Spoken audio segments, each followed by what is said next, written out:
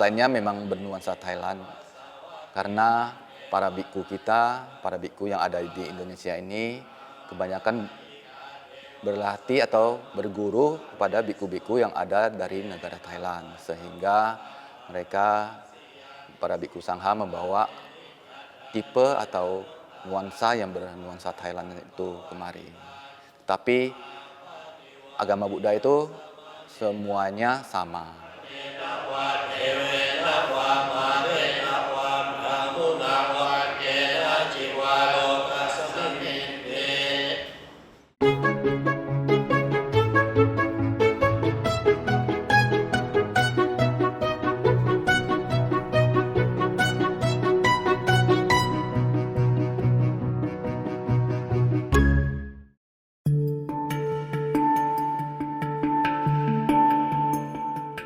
Kabupaten Deli Serdang dan Tanah Karo, Sumatera Utara. Dikenal sebagai daerah dengan sumber daya alam berlimpah dan juga destinasi wisatanya. Di samping wisata alam, kedua wilayah ini juga dikenal sebagai destinasi wisata rohani, khususnya untuk umat Kristiani dan Buddha. Selain Taman Alam Lumbini yang begitu terkenal karena keindahan replika pagoda Swedagon Myanmarnya, Vihara Rakhi Tavana juga menarik perhatian karena desain bangunannya yang bercorak negeri gajah putih Thailand. Vihara ini didirikan di Jalan Jamin Ginting, Bintang Meriah, Kecamatan Pancur Batu, Deli Serdang. Nama budaya, nama saya Liang Sing. Saya selaku pengurus di Rakhi Tavana Buddhist Center ini, bagian puja bakti dan kerohanian. Rakhi Tavana ini berdiri sekitar tahun 2019 dan yang melatar belakangi wihara ini didirikan sebagai tempat objek meditasi. Jadi di Medan itu umat Buddha sangat berantusias untuk melakukan pelatihan meditasi, sehingga saat ada umat yang mendanakan lahan ini dibangun meditation center, maka dibangunlah Rakhi Tavana ini untuk pelatihan umat Buddha meditasi. Umat menyerahkannya ke pihak Sangha, Biku Sangha. Jadi Biku Sangha tidak bisa mengelolanya sendiri karena Biku Sangha kan terlepas dari kesibukan duniawi. Maka diserahkannya ke pihak yayasan. Pihak yayasanlah yang mengelola wihara ini.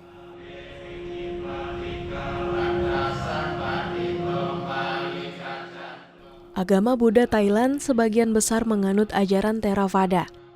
Pada abad ke-5 hingga 13 Masehi, kerajaan-kerajaan di Asia Tenggara mendapat pengaruh budaya India yang menganut ajaran Buddha Mahayana. Termasuk di tanah air, pada masa kerajaan Sriwijaya, ajaran Mahayana juga menguat di Asia Tenggara lewat keseniannya. Namun setelah pengaruh Buddha di India menurun, biku Sri Lanka beraliran Theravada mulai menyebarkannya di Asia Tenggara. Desainnya memang bernuansa Thailand karena para biku yang ada di Indonesia ini kebanyakan berlatih atau berguru kepada biku-biku yang ada dari negara Thailand, sehingga para biku Sangha membawa tipe atau nuansa yang bernuansa Thailand itu kemari. Tapi agama Buddha itu semuanya sama. Kita di sini agak berbeda dengan Taman Alam Lumbini ya. Di sini memang dikhususkan untuk tempat meditasi, untuk pelatihan meditasi dan kegiatan-kegiatan Buddha lainnya seperti kegiatan sekbar, kegiatan retreat, dan puja bakti untuk umat yang berasal dari Pancur Batu. Tidak terbuka untuk umum.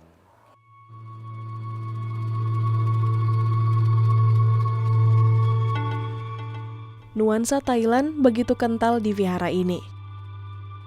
Sebelum memasuki ruang utama, kita akan menaiki anak tangga yang bersisian dengan patung gajah putih.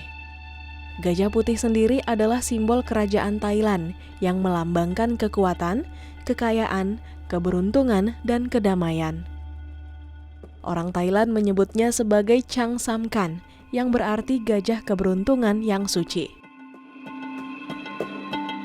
Jadi setelah zaman Majapahit, agama Buddha kan redup, sehingga ada pun guru-guru atau biksu-biksu yang dari negara Thailand, negara Myanmar ada kemari mengajarkan agama Buddha. Umat Buddha yang ada di Indonesia ini kebanyakan berguru ke Thailand karena pertama mungkin negara Thailand lebih dekat dari Indonesia.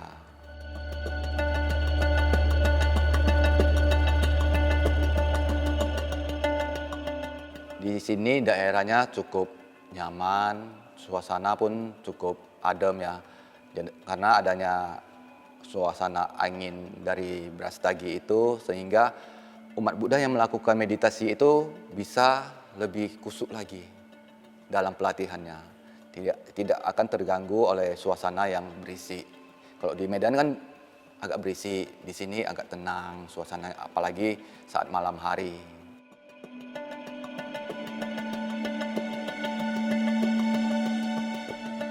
Bangunan utama wihara ini dikelilingi patung arhat yang berasal dari donatur. Para arhat ini dianggap telah mencapai tingkat spiritualitas yang tinggi dan dihormati sebagai pelindung Buddha.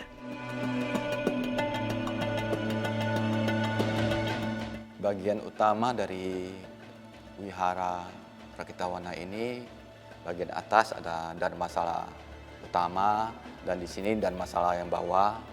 Ini fungsi dan kegunaannya untuk puja bakti, untuk meditasi. Itu. Jadi selain itu ada juga pondok-pondok meditasi untuk para yogi yang bisa melakukan meditasi sendirian. Begitu. Untuk luas wilayah ini lebih kurang 1,5 hektar ya.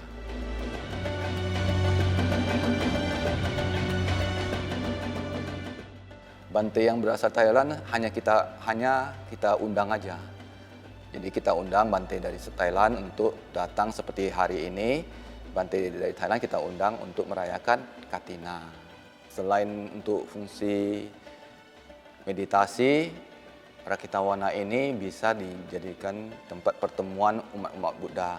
Seperti kemarin adanya pertemuan umat Buddha yang berasal dari Majelis Buddhayana Indonesia, MBI, Majelis Buddhayana Indonesia, pengurus cabang Deli Serdang.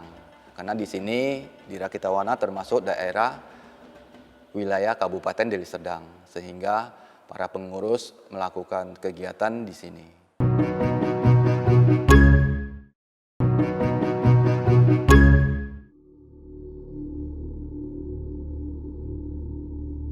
Berbeda dari Taman Alam Lumbini, Wihara Rakitavana ini tidak terbuka untuk umum, melainkan hanya umat Budi saja, khususnya bagi mereka yang ingin bermeditasi. Meditasi adalah latihan untuk memusatkan dan menjernihkan pikiran. Kini, meditasi mulai menjadi cara hidup masyarakat untuk sehat jasmani maupun rohani.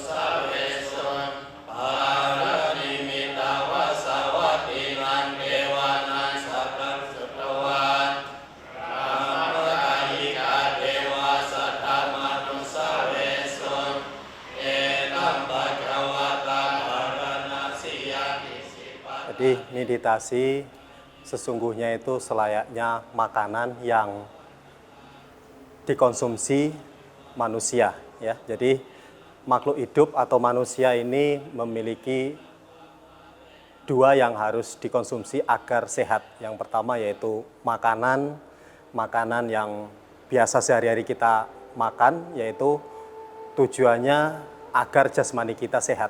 Begitu juga dengan meditasi. Ketika kita mengarahkan pikiran dengan baik, melakukan meditasi dengan baik, maka kita sama halnya mendapatkan makanan namun makanan yang ditujukan kepada batin, kepada pikiran kita. Dengan demikian, maka meditasi itu bisa menyehatkan batin diri kita sendiri.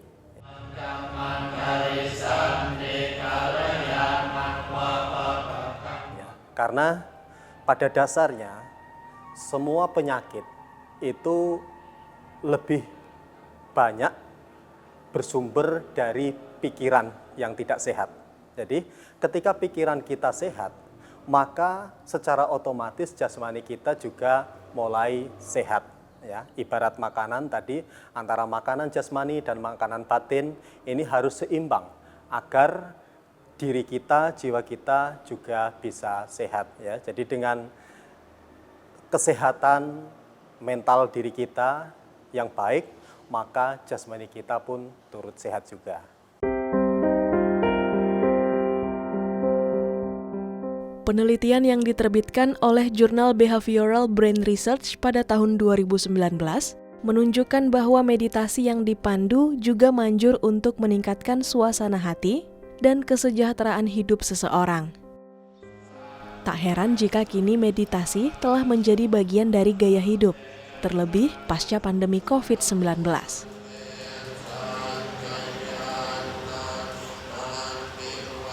Pikiran yang tidak sehat itu bermula dari konsentrasi yang tidak tepat, ya. Konsentrasi yang tidak tepat, konsentrasi yang tidak baik. Ya, inilah sesungguhnya yang tidak memiliki kesehatan. Contohnya, misalnya kita makan. Saat tangan kita, mulut kita sedang makan, namun yang kita pikirkan pekerjaan di luar dari ruang makan. Nah, inilah contoh-contoh awal mula pikiran yang tidak sehat. Ya, intinya antara pikiran jasmani ini harus selaras, harus seimbang. Inilah yang pikiran disebut sebagai pikiran sehat. Kalau kita makan, curahkanlah isi hati kita, curahkanlah pikiran kita di tempat kita makan. Maka selayaknya fisik. Fisik ini akan menjadi sehat. Tetapi sehatnya fisik tanpa dibarengi dengan sehatnya mental kita, maka ini juga akan berakibat buruk. Ya, jadi maka dari itu kita banyak melihat orang yang sehat tetapi mentalnya sakit, ujung-ujungnya badan jasmaninya pun ikut sakit. Ya, jadi ini tentu kaitannya sangat erat antara jasmani dengan batin kita.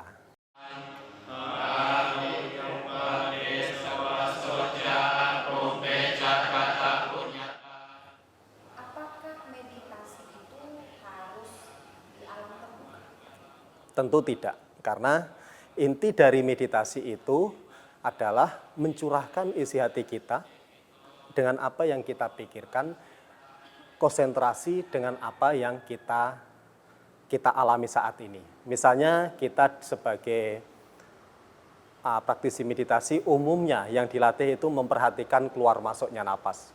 Ya, antara pikiran, batin kita, semua kita curahkan memperhatikan keluar masuknya napas. Ya, memperhatikan keluarnya masuknya napas ini tidak tergantung oleh waktu, ruang, dimanapun kita berada itu bisa kita lakukan.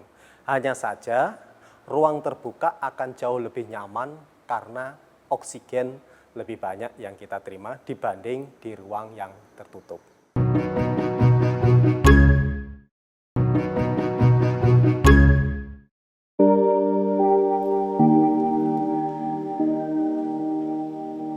Hubungan kebudayaan antara Indonesia dan Thailand telah memiliki akar historis yang panjang. Hal ini juga tercermin lewat pertukaran arca Buddha antar kedua negara yang juga mengokohkan persahabatan bilateral. Di Wihara Bovonarives, Bangkok, Thailand, terdapat arca Buddha berbatu andesit yang menyerupai Buddha yang ada di Candi Kalasan, Yogyakarta. Selain itu, Raja Rama V Thailand juga mengagumi candi-candi Buddha yang ada di Jawa.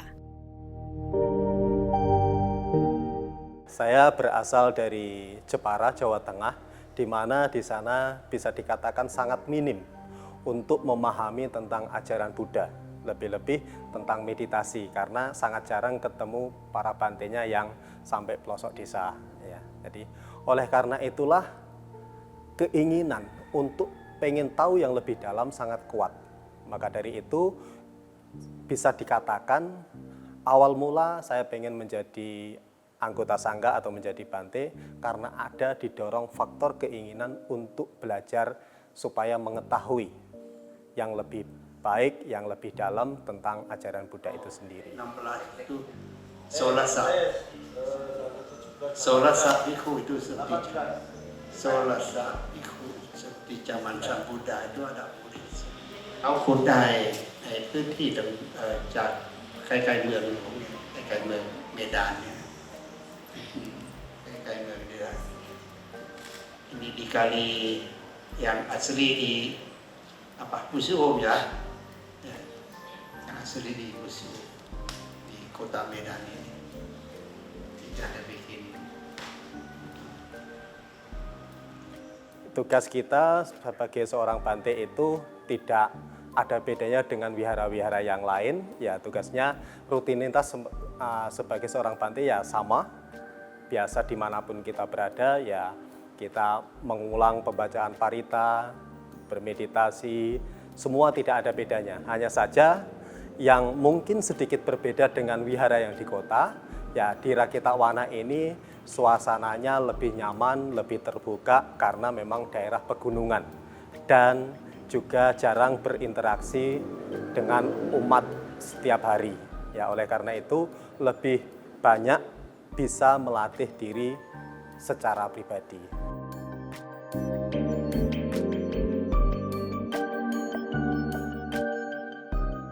Pancur Batu sini setiap hari Minggu kedua, setiap bulan itu Minggu kedua, umat-umat Buddha yang tinggal di daerah Pancur Batu belakang pasar itu datang kemari untuk melakukan puja bakti. Jadi mereka datang pagi hari, nanti sore baru pulang. Dan ada juga beberapa teman atau umat Buddha yang datang dari Medan bermalam di sini, ikut melakukan puja bakti malam hari, bermeditasi dan diskusi dharma.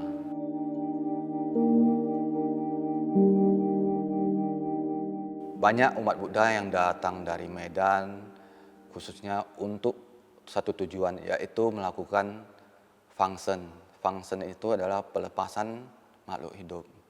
Jadi mereka membeli ke pasar-pasar yang ada di Pancur Batu, membeli ikan-ikan yang hidup, ikan lele, ikan nila, atau belut, melakukan fangsen di belakang wihara. Itu dilepas di sungai. Jadi itulah salah satu praktek cinta kasih yang dilakukan oleh umat Buddha. Dahulu sebelum pembangunan wihara dimulai, ada dilakukan baksos di beberapa desa di sini, di sekitar wihara ini.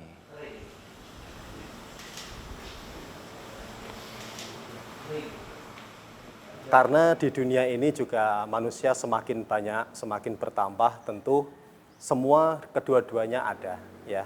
Yang hobi tentang meditasi juga banyak, yang tidak mengenal tentang meditasi juga ada, ya. Jadi walaupun kita meditasi, tetapi kalau kita tidak mampu mencurahkan isi hati kita yang baik, maka itu juga akibatnya akan menjadi suatu beban di dalam hidup kita, ya.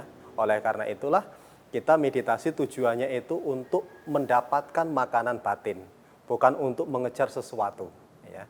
Jadi kalau itu bisa kita dapatkan, ya tentu di dunia ini akan jauh lebih sedikit orang yang memiliki sakit, terutama sakit mental.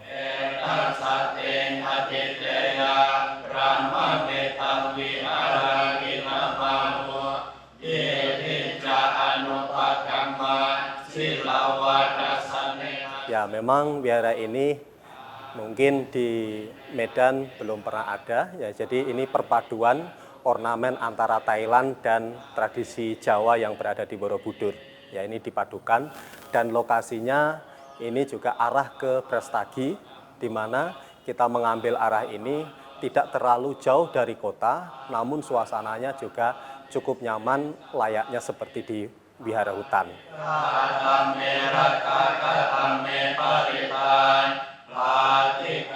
Ya, umat Buddhis yang ada di Sumatera Utara, mari kita sama-sama membangun diri kita sendiri dengan praktek Dhamma, khususnya dengan melatih meditasi. Rakita Wana Buddhist Center terbuka untuk semua umat Buddha yang akan melakukan meditasi, belajar meditasi dengan catatan kita harus melakukan pengambilan sila, yaitu atas sila atau sila seorang meditator atau yogi.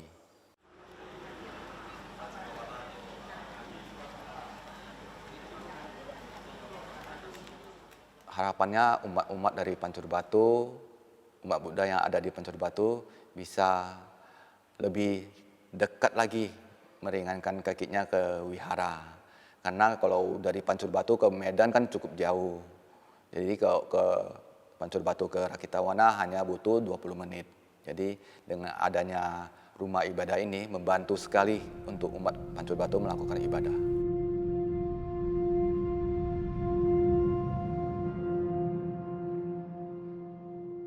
Harapan saya sesuai dengan nama Rakita Wana. Ya, Rakita Wana ini kita ambil berasal dari ketika Buddha berwasa ke-10 di hutan Rakita. Beliau berwasa di sana itu seorang diri menghindari hiruk pikuknya di kota Kosambi. Menghindari hiruk pikuk suatu permasalahan di kota Kosambi, beliau pergi ke hutan Rakita atau yang disebut Rakita Wana. Ya, begitu juga dengan Rakita Wana yang ada di sini. Harapan saya secara pribadi, hiruk pikuknya suatu permasalahan, suatu kegiatan di kota Medan, ketika dalam waktu 1 minggu di akhir pekan itu sudah penat di dalam pikiran, bisa datang ke sini Sabtu dan Minggu, ketika pulang sudah mulai fresh lagi. Ya, jadi meninggalkan hiruk pikuknya di kota Medan, datang ke Rakita Wana, pulang dari Rakita Wana, merasa fresh lagi, ya sesuai dengan apa yang dialami oleh Buddha pada waktu itu.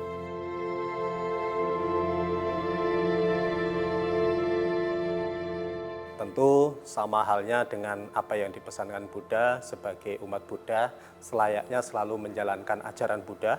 Kalau ajaran Buddha di dalam Tipitaka itu memang sangat tebal, sangat banyak, kita sulit untuk menguasai Tipitaka, tetapi kita perlu ingat, inti dari ajaran Buddha itu ada 3. Tetapi 3 ini tentu membutuhkan waktu yang tidak akan ada habisnya untuk dipraktekkan. Yaitu kita selalu berbuat kebajikan, kita selalu menjaga moralitas, dan kita harus selalu berusaha untuk berlatih bawana atau meditasi. Jadi ketiga hal inilah yang harus dipraktekkan umat Buddha, selayaknya umat Buddha pada zaman Buddha hingga sampai saat ini. Rakita Vana menjadi satu-satunya rumah ibadah dan pusat meditasi bernuansa negeri Gajah Putih di Sumatera Utara. Seperti namanya, yang berarti tempat Sang Buddha menghindari hiruk-pikuk dunia. Tempat ini diharapkan menjadi rumah bernaung untuk mencari kedamaian batin.